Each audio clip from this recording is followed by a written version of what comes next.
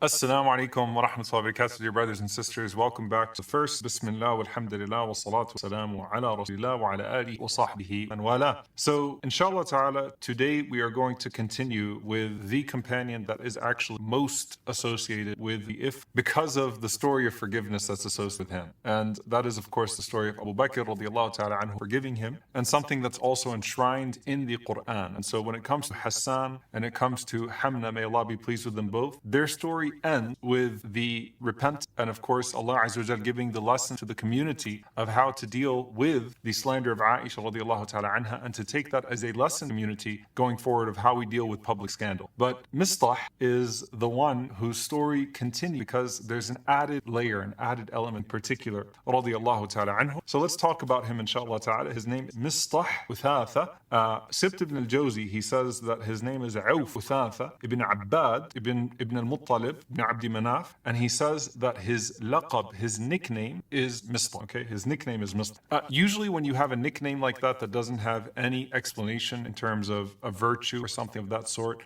usually it's referring to something physical. So Mistah, as I was trying to dig into it, of course, it comes from the same root of the word roof, right? It's flat. It's something that's broad. And so some linguists, they say that this is referring to potentially something on his face, like a facial feature that was flat. So perhaps a flat nose or a flat face, or it could be referring to Mistah would be someone who has broad shoulder. Either one of those could fit him.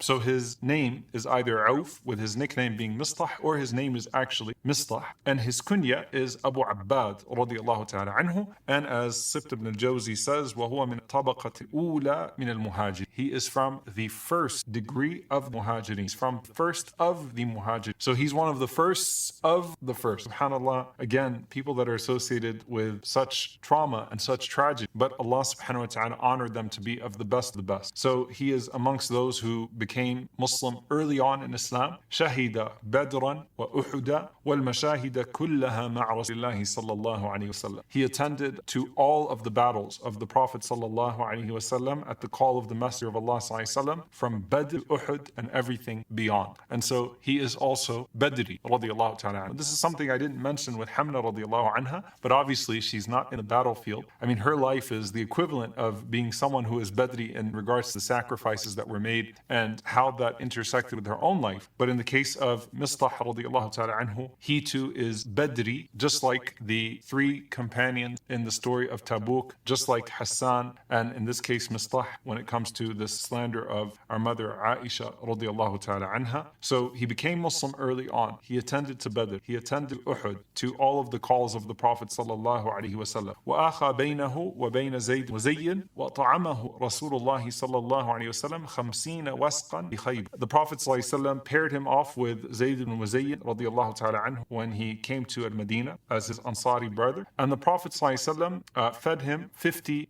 wasq in the battle of Khaybar. So the Prophet sallallahu alaihi wasallam gave him a significant portion after Khaybar. This is due to his virtue and also due to his poverty radiallahu ta'ala anhu. وهاجر مع عبيدة بن الحارث radiallahu ta'ala anhu, and his companion in Hijrah was the very famous companion Ubayd al-Harith, may Allah be pleased with him. So what's his relationship to the family of Aisha? This is actually very interesting because you can't really trace a motive here. You can find a motive with Hassan, and that Hassan radiallahu anhu was a poet, so he commented on everything. And that's why, it's important for people that are eloquent and people that can comment on everything to not comment on everything. They have to, exercise a greater level of restraints because it's so much easier for them to weigh in. And so Hassan radiallahu anhu, by virtue of his tongue, being so frequent in speaking about public affairs, he fell into a public scandal, which is understandable. Hamna radiallahu ta'ala anha, as it relates to her protectiveness over her sister Zainab radiallahu anha, it's understandable. The case of Mistah, it's very interesting because there is no clear motive that is traced, but he's actually a relative of Aisha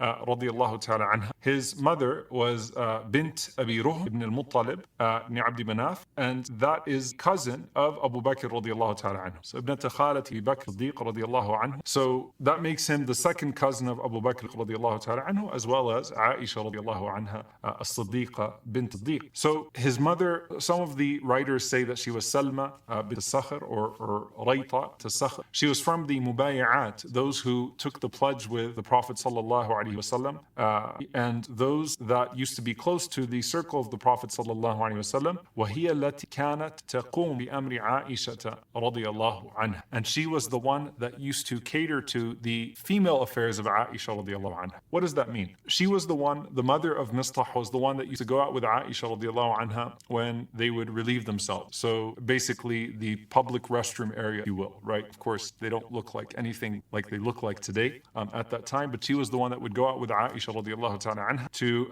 relieve herself. And she was the one that would take care of Aisha radiallahu ta'ala anha some of those needs that only a woman could tend to. So Mistah is a relative of Aisha. His mother is a caretaker of Aisha. On top of that, كان أبو بكر رضي الله تعالى عنه ينفق على مصطح حتى تكلم في that Abu Bakr رضي الله عنه was spending on Mistah until the time of the slander came. Now I'm going to pause here for a moment. There are some secondary sources that'll say like, oh, perhaps the munafiqeen paid off Mistah. I see absolutely zero evidence. There's no evidence whatsoever. So if you hear a contemporary speaker or a writer, they're basically accusing him of hypocrisy. It doesn't seem to be the case at all. I could not find a single primary source that accuses Mistah radiallahu anhu of taking money to slander Aisha or to participate in this by the munafiq. What appears to be the case, and Allah knows best, is that perhaps Mistah fell into because of his closeness to Aisha radiallahu ta'ala anha. And obviously when a scandal spreads, some of the first people to be asked are going to people that are close but not too close. What do I mean by that? Like,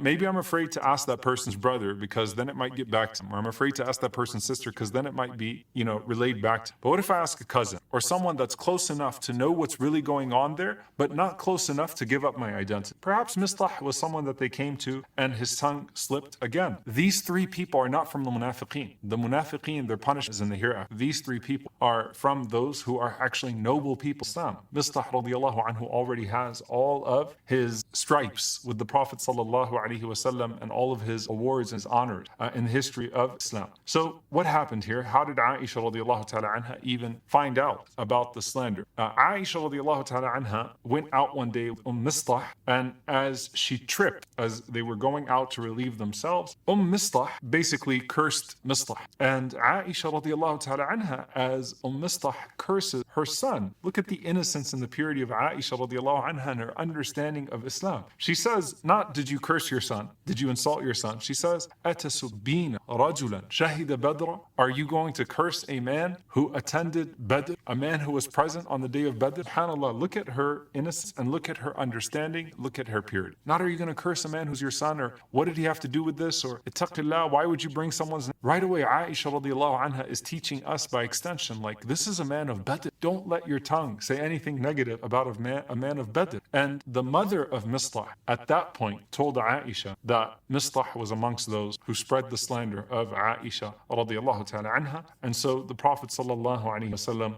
would bring forth Mistah, and Mistah radiallahu ta'ala anhu would be amongst those who flogged by the Prophet sallallahu alaihi wasallam for the slander of Aisha radiallahu ta'ala. There's something, by the way, I really want you to pay attention up until this point, which is the Prophet sallallahu alaihi wasallam is applying all of the Quran in every moment, right? So he's not letting ra'fa, he's not letting his own personal love or affection perhaps for these people, lead him to excuse them. No, Hamna is very close to the Prophet sallallahu alaihi wasallam. He cares about her, and that's very obvious from how the Messenger of Allah ﷺ showed her that compassion, especially on the day of Uhud, and knows her circumstance. But that's not going to forbid the Prophet ﷺ from carrying out the penalty that Allah Azza wa Jal has commanded. And in the case of Mistah, who it's explicit that he would flog, the Prophet ﷺ was not going to go further or less with Mistah radiallahu ta'ala anhu because of his relationship to Abu Bakr, or because, out of the three, perhaps, Mistah is a poor man, and Mistah, there is not much consequence to carrying out the punishment on Mistah. The Prophet ﷺ is not going to flog him harder or carry out a more excessive penalty against him. No. Hassan, who defended the Prophet ﷺ, Hamna, who is the family of the Prophet ﷺ, and Mistah, who is now a poor man, who is not a relative of the Prophet ﷺ, but a relative of Abu Bakr as-Siddiq. May Allah Azza wa Jal be with the family as a whole. Allahumma ameen. He's going to be treated equally. And he's also a Badri companion, of course, and the Prophet ﷺ knows his particular place in Islam.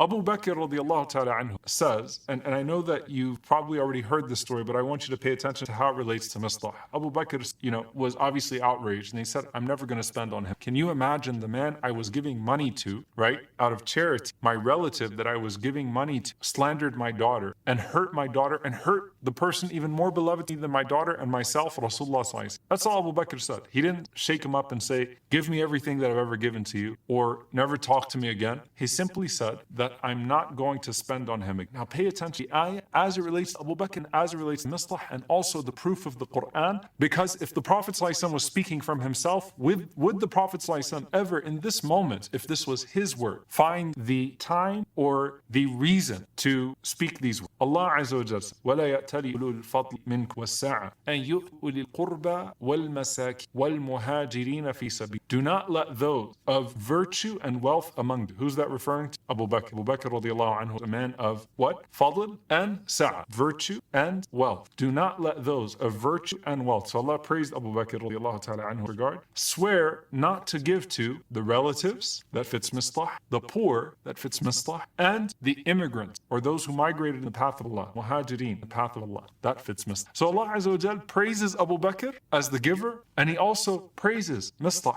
as the receiver. So both of you are praiseworthy in your own right. And Allah subhanahu wa ta'ala says, وَلْيَعْفُ وَلْيَصْفَحُوا أَلَا تُحِبُّونَ أَن يَغْفِرَ اللَّهُ. So let them pardon and overlook. Don't you love that Allah subhanahu wa ta'ala forgive you? Wallahu ghafur rahim. And indeed, Allah subhanahu wa ta'ala is all forgiving, all merciful. SubhanAllah, the fact that, again, this is such a proof of Islam, a proof of Prophet. If the Prophet ﷺ was the one speaking, like, this is my wife that was hurt, this is my household that had to go through this misery because of this slander. Now's not the time to prioritize forgiveness and mercy and things of that sort and making sure he still gets his charity. But Allah subhanahu wa ta'ala sees everyone and sees everything. And Allah Azza wa Jalla does not force Abu Bakr as-Siddiq radiallahu ta'ala anhu to continue. No, you're hurt. It's understandable. But what would be better, because Mistah is still, at the end of the day, a person who is a muhajir fi sabilillah, and you are a person of virtue. Mistah is still a poor man who is a relative that is in need, and you are still a person who Allah Azza wa Jalla has given. That doesn't change because of its. And so if you are able to bring yourself, not because of anyone but Allah subhanahu wa ta'ala, you want the forgiveness of Allah Azza wa Jalla, then do so. Abu Bakr radiallahu ta'ala anhu said, Bala wallahi, in Allah. He said, yes, by Allah. Yes, by Allah. I wish, or I love that Allah Ajal would forgive him. So Abu Bakr radiallahu ta'ala anhu went back to giving Mistah radiallahu ta'ala anhu his charity. Some of the narrations, again, secondary narrations, but they mention even the very day that he flogged Abu Bakr radiallahu ta'ala anhu, still